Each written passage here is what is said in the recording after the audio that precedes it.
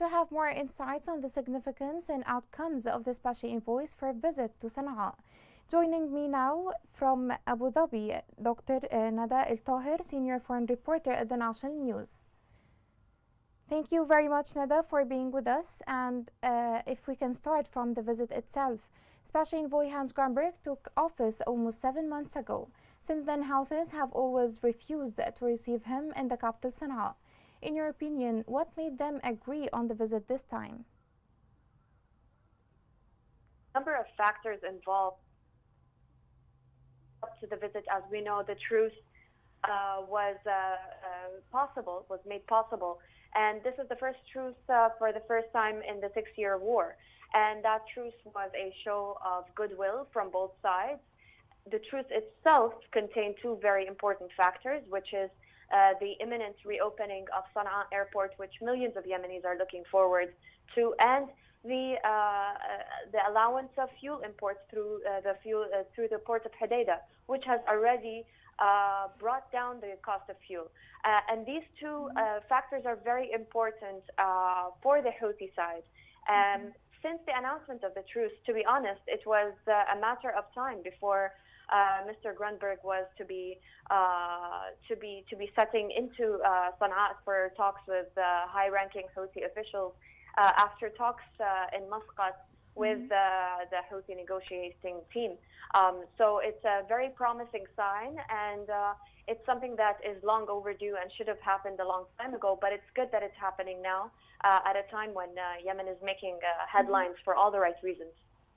Okay, so in terms of the outcome of the visit, Special Envoy said that during press conference in Sana'a airport today that he discussed with the Houthi leadership ways to consolidate and extend the truce. Do you think this is possible amid reports of truce violations by Houthi militia? Well, I think the entire world is looking very closely at this truce and whether it's going to hold. Violations have been reported and have been duly noted and monitored now and recorded by the UN. However, the truce largely holds for the time being. I think that the stakes are too high for this truce not to at least complete its 2-month cycle, if not even further. And during this opportunity, which Mr. Grunberg said is a time for the Yemenis to breathe, there are massive efforts underway to make sure that the truce itself is holding, extending, and that all of the positive efforts that are being made, whether on the front of the Sana'a airport, the Hodeidah port, the Ta'az reopening of roads, or the FSO Safed, I think there are lots of files here that are being worked on. And so I think that this truce is allowing for all those files to be worked on, and the stakes are too high for this truce not to hold.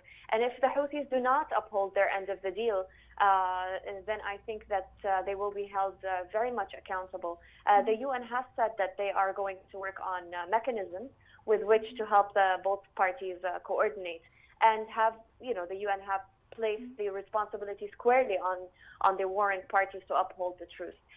So I think with the exception of a few violations, the truce is holding, and it will hopefully continue to hold so long as the climate so allows it. And so far, this has been the case. Okay, so last point, if you may, since you are based in the United Arab Emirates, Anwar Gergesh, diplomatic advisor to the UAE president, met with David Grassley and Tim Lenderking on Yemen. Would you elaborate on the focus of their meeting? Well, Mr. Lenderking and Mr. Grassley have both been in Saudi Arabia prior to their arrival here to the UAE. And they have been speaking not only about the political climate in Yemen and the Presidential Council, but Mr. Grassley told me yesterday during his visit that the Safed file is the one that is actually one of his main purposes of this Gulf tour, so to speak. Mr. Lenderking has now gone on to Kuwait. The GCC has put all of its efforts behind supporting the Safed's operation, and Mr. Grassley himself is in the region to mobilize the $80 million required to place a temporary ship to offload the 1.1 million barrels of oil on the Taher to a temporary ship until a more long-term solution takes place in 18 months. So that's the purpose of Mr. Gressle's visit, and then a donor conference is going to be held in the Netherlands in May.